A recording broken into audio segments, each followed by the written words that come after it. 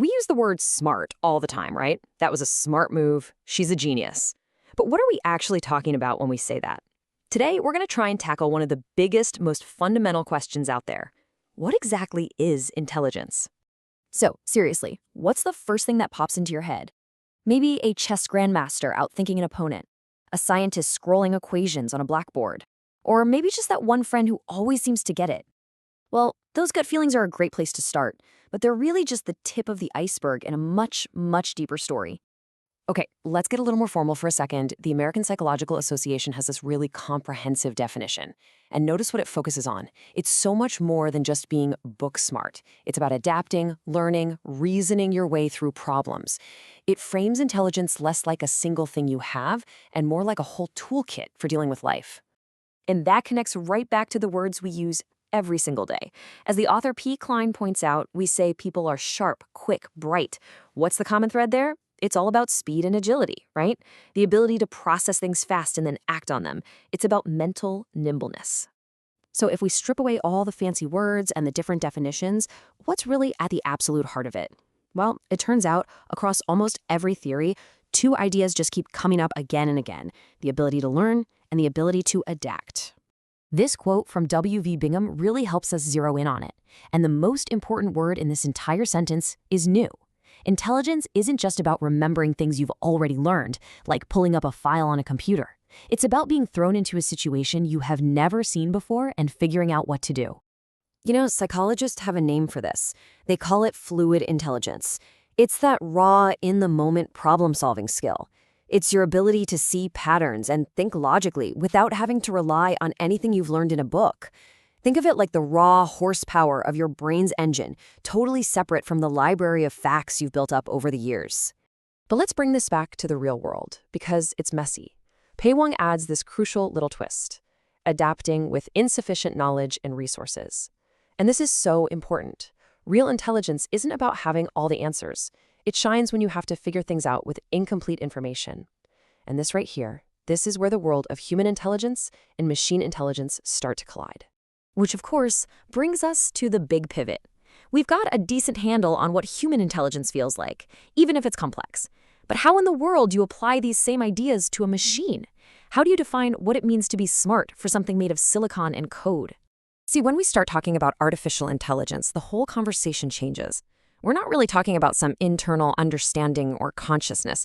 It becomes way more about performance. For an AI, intelligence is almost always measured by how well it can achieve a specific goal. It's all about results. But even in the AI world, people define good results differently.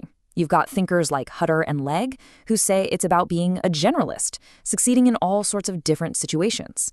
Then you have someone like Francois Chollet, who's focused on efficiency. How fast can an AI learn a new skill? And then there's Ben Gartel, who's all about pragmatism. How much success can you get for the least amount of computing power? Each one is a slightly different flavor of goal achievement. Now, all of these different definitions are really just steps along a path toward the ultimate prize in the field of AI, and that is creating artificial general intelligence, or AGI. This isn't about an AI that's good at one thing. This is about building an intelligence that can learn to do anything. The big idea behind AGI, as researcher Peter Voss puts it, is creating domain-independent skills. So it's not about programming an AI to play chess. It's about giving it the fundamental ability to learn so it can teach itself chess, or how to write a poem, or how to design a building. It's the ultimate learning machine. So what would a real AGI actually have to do? Well, Voss gives us this great three-part test. First, it has to learn by itself, without a human holding its hand. Second, it's got to be able to tackle any mental task a person can. And third, and this is the real kicker, it has to do all this out in the real world with messy, incomplete data and limited resources, just like us. Okay, so far, every single definition we've looked at, whether for humans or machines, has been tied to solving problems or achieving goals. But for our final idea, let's just throw all that out the window. What if true intelligence isn't about goals at all? This leads us to this really radical, mind-bending concept called open-ended intelligence.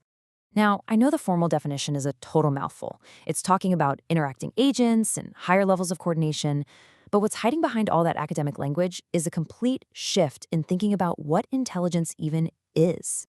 So let's just translate that into plain English. What does it really mean? It means intelligence isn't a race with a finish line. It's not about solving one puzzle and then stopping. Instead, it's the endless, ongoing process of creating more complex, more organized systems. Think about the evolution of life on our planet. It didn't have a goal, it just kept creating new levels of order and connection. That process, in this view, is intelligence. And that leaves us with one last really big question to chew on. If intelligence is something more than just a tool for getting things done, if it's this open-ended process of creating order and connection, then what's its purpose? What are we and the intelligent machines we're building actually building towards? Thanks for joining me.